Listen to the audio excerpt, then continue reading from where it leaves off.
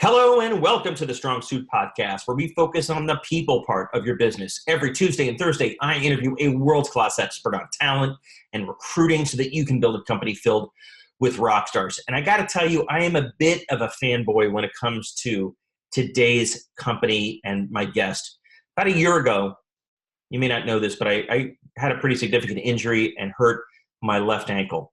And I turned to a company here in Chicago called Athletico. Now, Athletico has been around about 25 years, a little bit more than that actually. And it's now a predominant force in physical therapy and pain reduction. And they've really changed my outlook and really improved my situation. We're going to talk today, of course, with the leader of that business and talk about the people part of Athletico. And my guest is Mark Kaufman. So Mark started the company in 1991. As just an individual physical therapist, athletic trainer. He wanted to help as many people as he could. And if you can imagine this, 25 years later, he leads an organization that now has 400 locations throughout Chicago and beyond, 4,500 employees. In 2011, they began to measure outcomes, something that doesn't happen very often in this industry, and really use a third party to do that so that they could prove that their patient outcomes and satisfaction were superior. In 2014, Athletico combined with a company called Accelerated and then doubled the size of Mark's company. And we'll talk a bit about that kind of combination. And then recently, BDT Capital made an investment in the company. So this is a company that's just on fire. I'm super excited to have the CEO and founder, Mark Kaufman, with me today. How are you, Mark? I'm doing great, and it's a real pleasure to be with you today. Thank you. Really excited. Let's start, I guess, at the beginning. I gave kind of the highlights of the story, but why don't you just give 60 seconds on the genesis of the idea for Athletico? In what way were you inspired to create this business? Well, it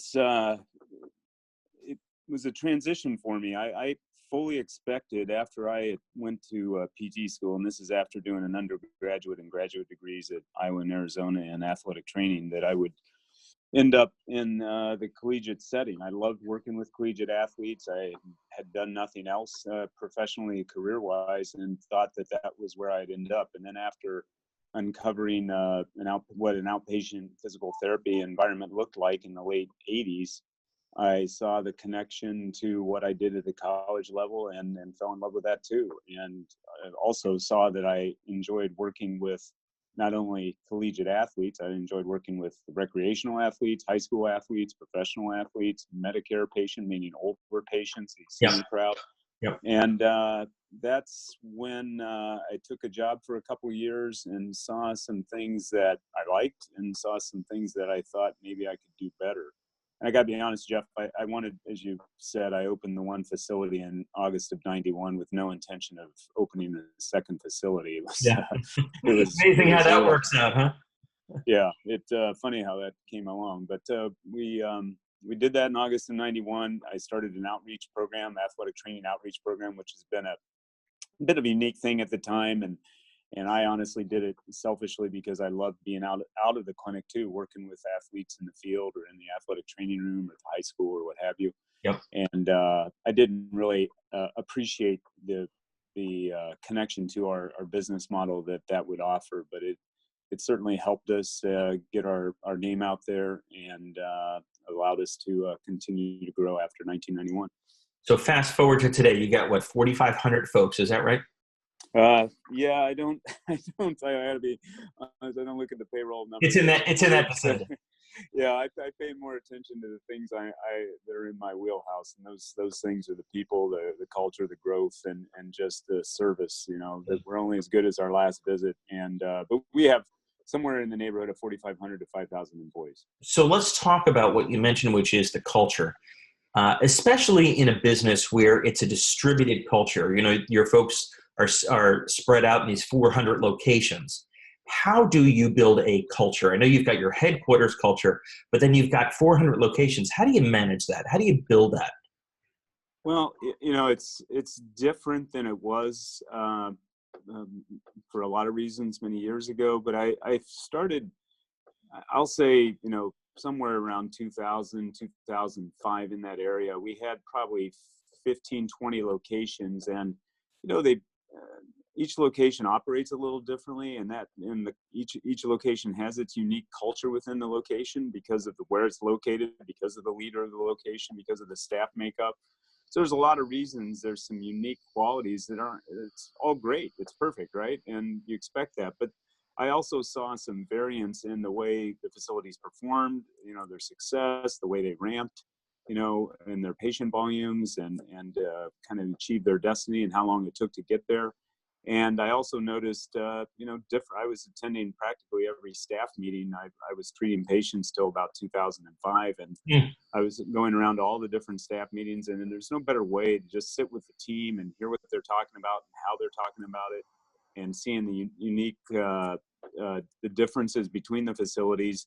And I could pick and take little things, nuggets, pearls, whatever you want to call them, and offer them up at other facilities, and really try to get to a unified culture.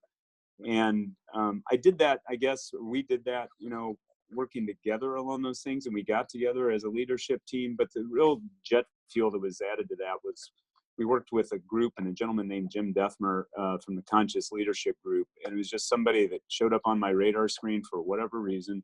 And we had some deep conversations about, what was Athletico put on this earth to do. Yep. We had conversations with our leadership team about our values and our mission statement and what we were up to. And that really provided a platform around our culture of what we could talk about. And that's honestly what it is, Jeff. It's talking about the culture. Obviously, you got to live the life and set good examples.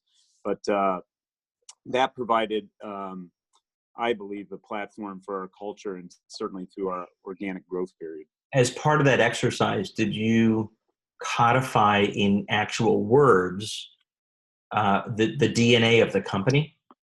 Yeah, I mean, we talked about a lot of things. I think the most compelling thing that came out of that, and it's one of those things you kind of had to be there, but we were at the U.S. Cellular at the time. They have a beautiful conference center we used to use for our leadership team, and we had about 100 leaders in the room, and we went through pages of values where you and I would pair up and pick out, the 10 most important values to you and I, and then we get together with another, couple, and then we get together with a small group of 10, and we'd narrow it down to 4, and then we get together with a big group. It's an exercise I'm sure many companies, but Jim led us through that, and no vote was more important than another. And if anyone had an issue with any value that was related to Athletico that was on the board, it came off the board. And I remember being, frankly, very annoyed that a couple of my values were taken off. Can you give an example of one, Mark, that you personally felt conviction around, but didn't make the final cut? I wish I could. There's things like things that I think ran true to patient service. I want to say like integrity or something like that just made perfect sense or whatever. But then someone would have a spin on it that didn't agree with maybe the reason I put it up there. But where we landed was, and that's the ultimate product of the thing. And those values have been with us since that, whatever year it was probably around 2006, 2007. But it was patient satisfaction is number one. Accountability, we're completely accountable for everything going on in our lives and our work. Continuous improvement, we are committed to always getting better. And then teamwork, everything we do is a product of the team. So those are our 4 values. I talk about them at almost every meeting, and we put them on, they're at the bottom of every PowerPoint slide, and it reminds the team about them. And again, if you're going to have a culture, it's got to be quantified. I think having the language is important, and discussing it. And the way I use it in my leadership is typically when I'm having an issue or can't quite understand why something is happening or whatever, I just apply the values to it, and usually that provides a path for the answer of what I should be doing about it. Can you think of a time where those values were really tested after you codified them? Perhaps, a top performer who wasn't living the values and you had to make the decision of parting ways with them? Yeah. I mean, that's, the whatever label you want to put it on it, hard, the hard things that happen to a leader's life or an executive or a manager or what have you, it usually involves personnel. And there's times where, the same things happen, and it's where I used to always probably internalize it more and try to figure out what I did wrong, or didn't provide enough support, or didn't deliver the expectations. And there's truth in all of that. I'm sure I was accountable to any employment situation that Athletico's ever experienced. Right.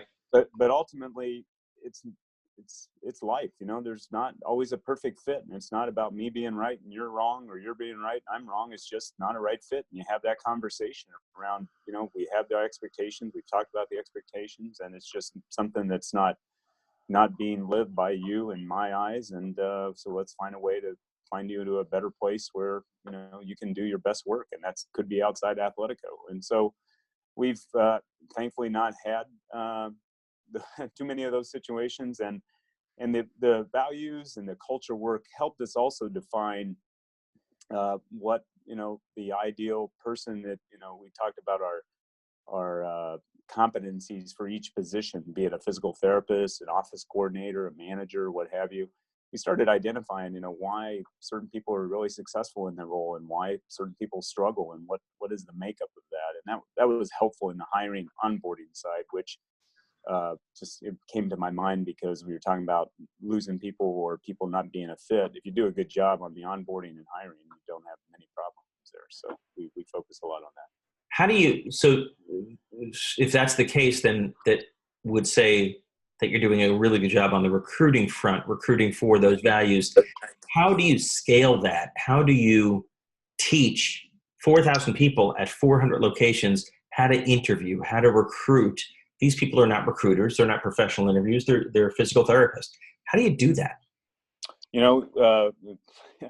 It's been something that we continually reflect on and get better at. We've done a couple things. We've established facility manager training. The rubber hits the road at our facility manager level. If we have the right facility manager in the location, they set the tone, they set the pace, they make sure the lights are on when they should be on, they're off when they should be off.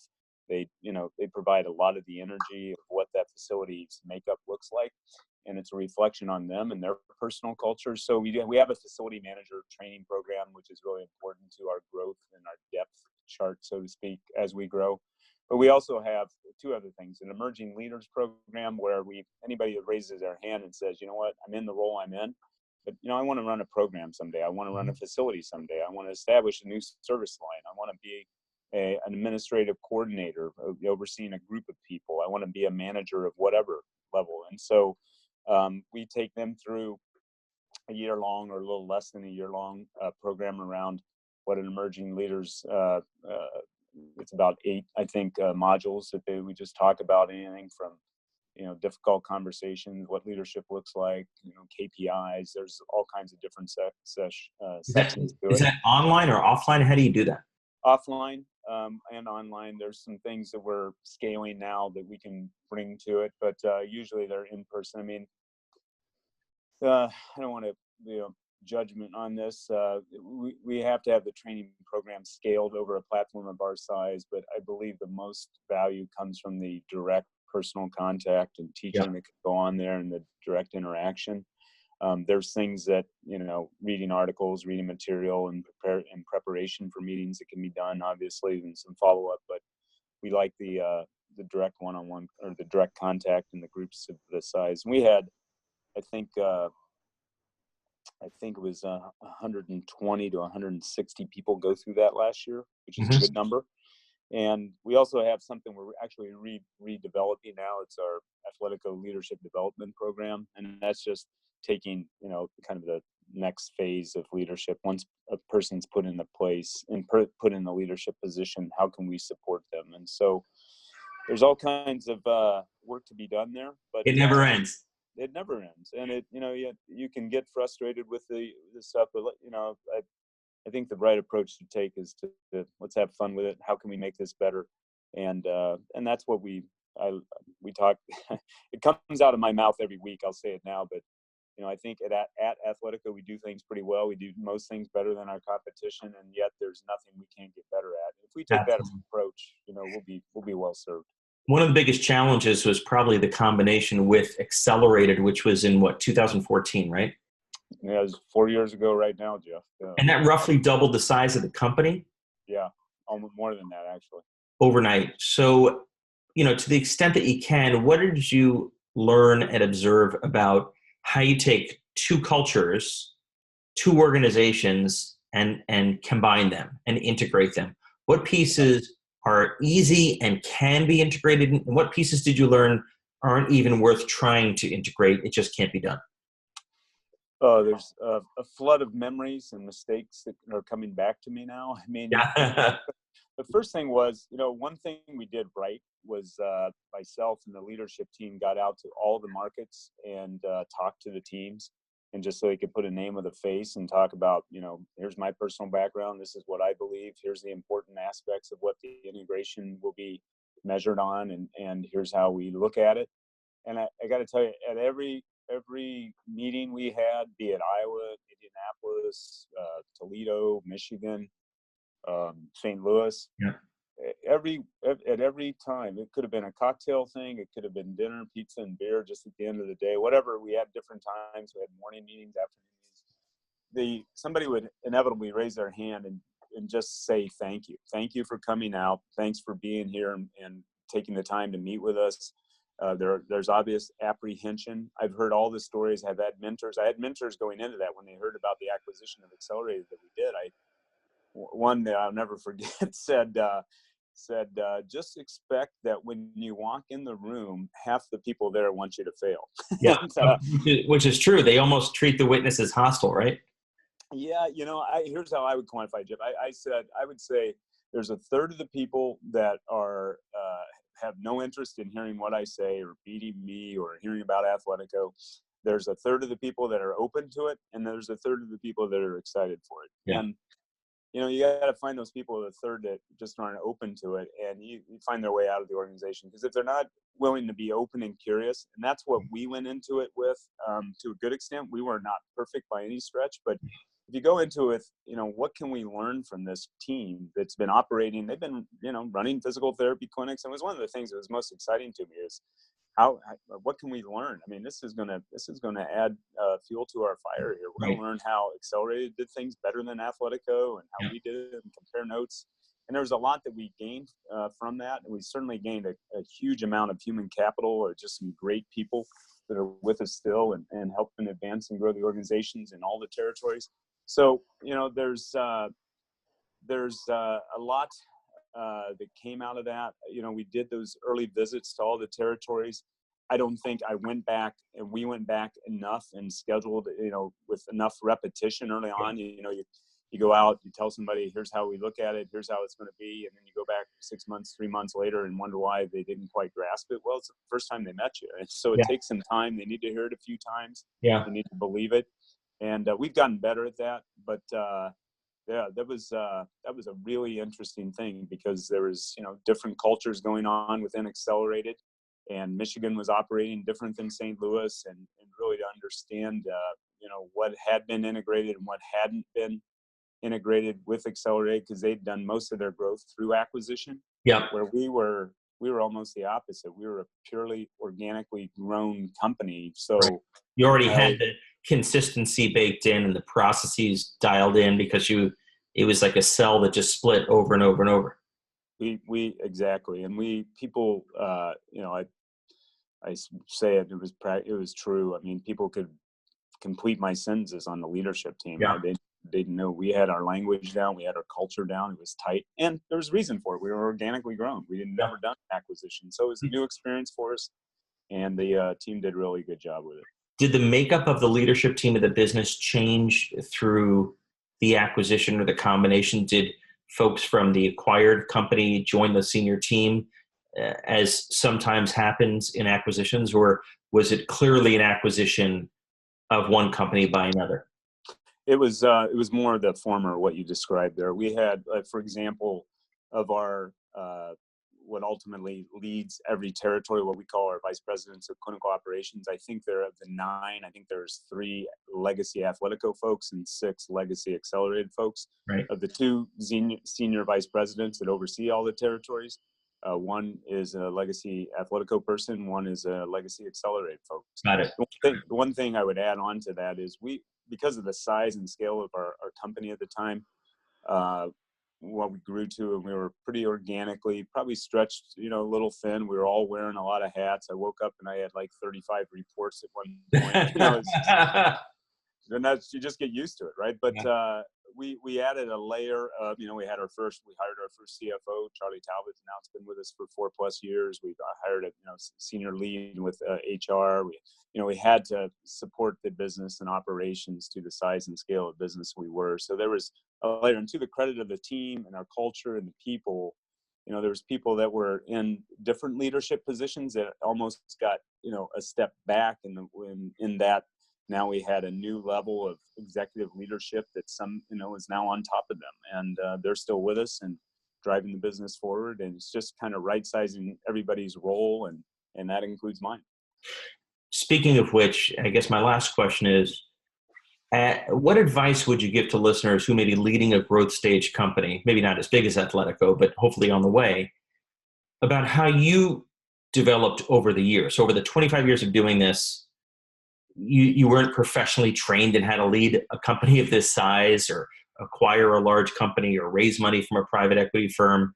What advice would you give about how you learn these things so you can build a company as you go?